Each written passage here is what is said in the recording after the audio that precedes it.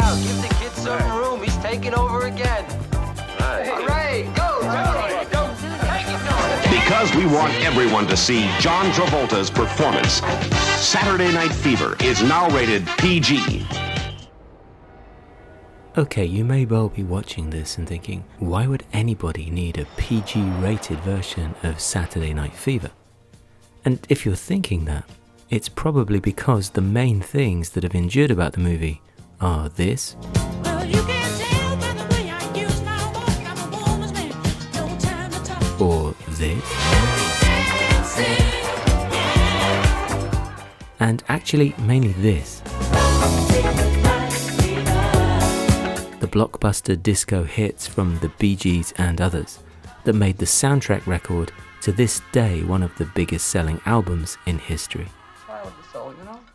He's going back to the church. And while these are all still Saturday Night Fever's enduring legacy, what they tend to obscure is just how tough and, yes, adult And you got no saying? You got nothing but 3 shit children now. Good. the actual film as a whole is. More than any musical's lineage, the film fits much better alongside other gritty 1970s New Hollywood, New York stories. Mean Streets, The Warriors, Serpico. That it isn't instantly linked to those? Well, that's the power of the light-up dance floor. In the mid to late 1970s, the disco scene burst out of the New York underground and largely gay and minority clubs to become massive mainstream entertainment. Its glitzy, glamorous, hedonistic vibe influenced not just music, DJing and dance styles, but fashion and popular culture and attitudes. A trip. A good trip. Feel the music, baby. In 1976, British rock journalist Nick Cohn penned a famous and later infamous feature in New York Magazine, Tribal Rights of the New Saturday Night. The article allegedly documented the young men and women from working class subcultures who took to the clubs of Brooklyn as a weekend release from their hard knock lives. Years later, Cohn admitted he'd fabricated much of the piece, but by then, the myth had become not just perceived reality, but the basis for the script of what became one of the decade's biggest movies. So what we get is basically a dance-inflected coming-of-age tale. 19-year-old Italian-American Tony Manero has but one escape from his turbulent family home Your father's asking you where you been. and dead-end job. He's the king of the dance floor in Bay Ridge, Brooklyn. He's cute, but not the sharpest. And he comes weighed down by all the prevailing preconceptions of his environment. Men are macho. Women are, for your personal entertainment, dance partners at best. Ain't you gonna ask me to sit down? No, you do it. Tony is childish, You don't got nothing? It doesn't matter, Tony, I love you. Are you kidding me? crude, Oh, forget it. selfish, Just give me a blowjob, right? and barely self-aware. Right. You work in a paint store, right? You probably live with your family, you hang out with your buddies, and on Saturday night you go, you blow it all off 2001, right? That's right. You're a cliche. You're nowhere. On your way to no place. And yet, it's not just his similar friends who seem to love him. So too did audiences worldwide. The reason? A new movie star was born. John Travolta had already become a breakout TV star on hit sitcom Welcome Back, Kotter, and had a few supporting film roles under his belt. But Saturday Night Fever took him to a whole other level. Released in December 1977 in the US, the film and the soundtrack stayed in their respective box office and music charts well into the following year. Critics raved over the 23-year-old's natural charisma and snake-hipped dance moves.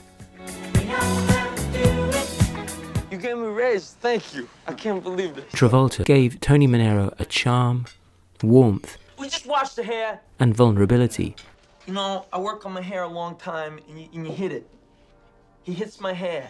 Not always evident in the script.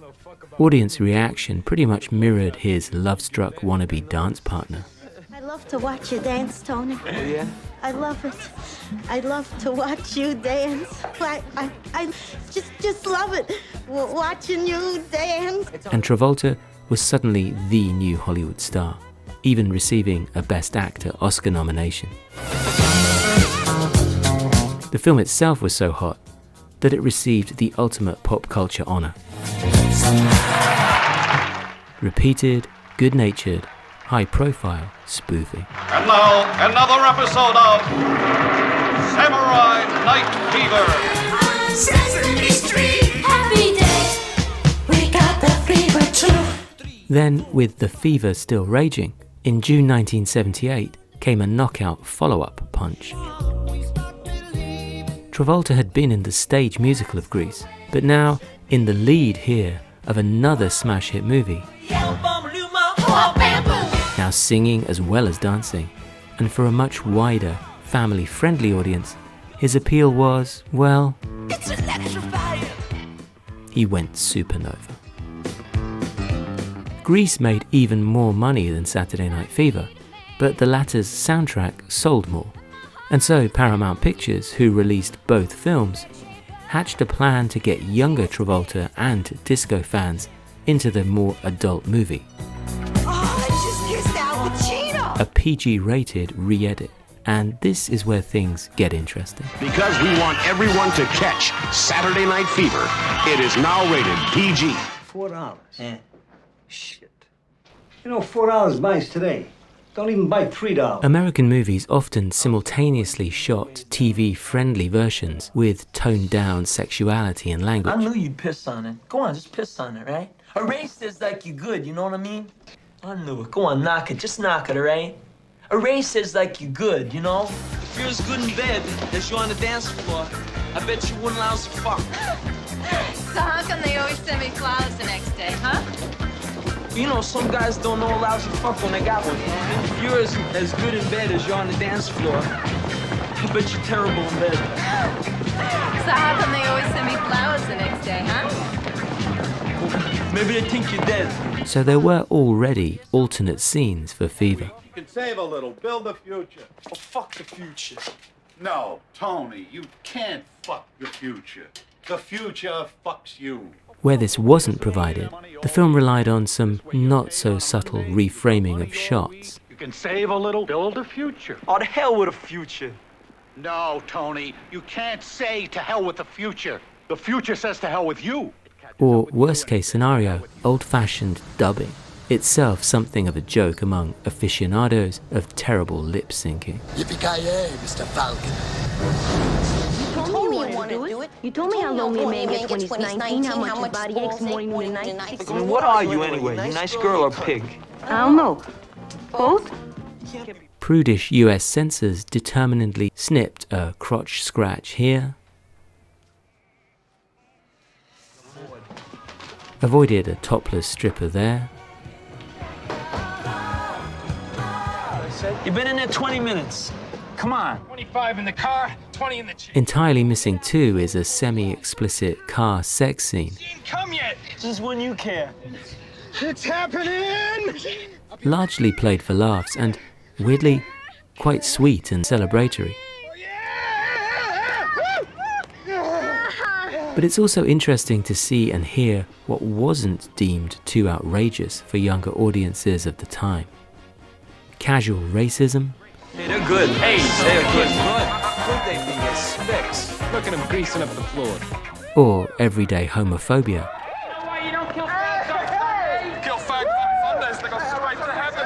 Effortlessly make both cuts. To be fair though, the most egregious racial slurs, like this entire scene, were excised. Hey, you looking sharp, huh? Sharp as you can look without turning into a Or a spick. Spick, spick. Would you put your dick in a spick? So too a wildly uninformed, unfunny takedown of David Bowie. You know who came in today? This guy, David Bowie. He comes in here as this ass-Katran coat, right, He's a Daddy? faggot. It's a half faggot, man. Hey, relax. Come on, sit down. You mean he's a bisexual? Yeah, he swings both ways, men and boys.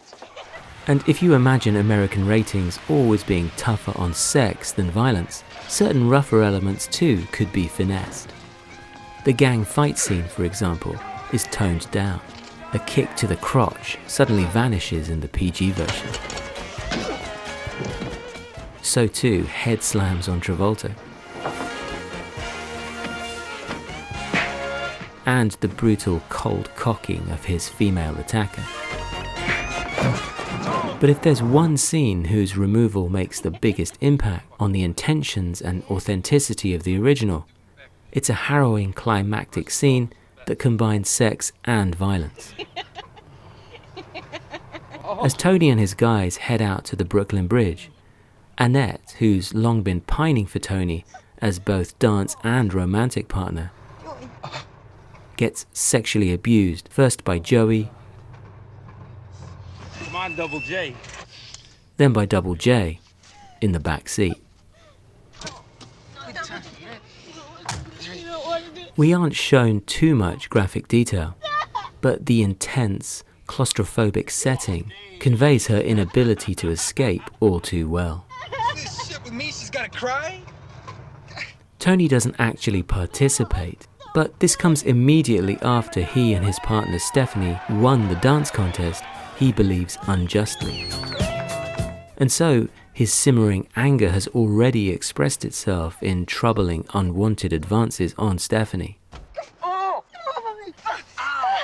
That he's unwilling to intervene to help a woman who clearly adores him shows the depth of both his despondency and lack of character in this moment. You didn't talk to me before. That their fragile friend Bobby dies soon after only confirms how the group have hit rock bottom. The re-edit in the PG version completely distorts this key moment. Joey, what you doing back there? And by keeping Annette largely unseen in the back of the car, as we hear her initial enthusiasm, it suggests that she's somehow consenting, lessening the men's moral stakes and responsibility, and resulting in a complete betrayal of her and the scene. Woo! Yeah! Look, I gotta have the afternoon off, I'm taking it. You do, you're fired. I'm doing it. Then you're fired. Then fuck you, asshole! All in all, there are over 100 censorship changes to the PG-rated version.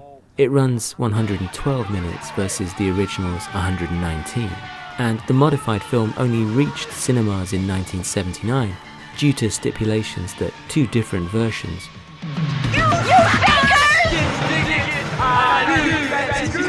couldn't be on theatrical release at the same time.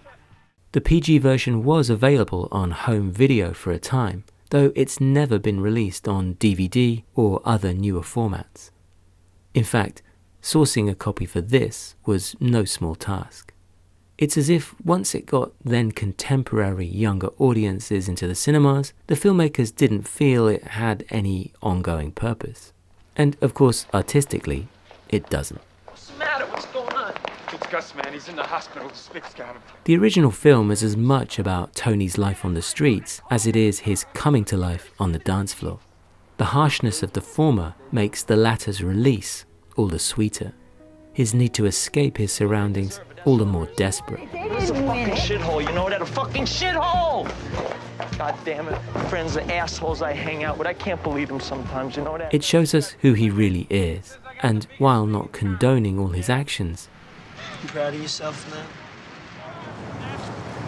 we can still connect and, to a degree, empathize with him. I said I'm sorry.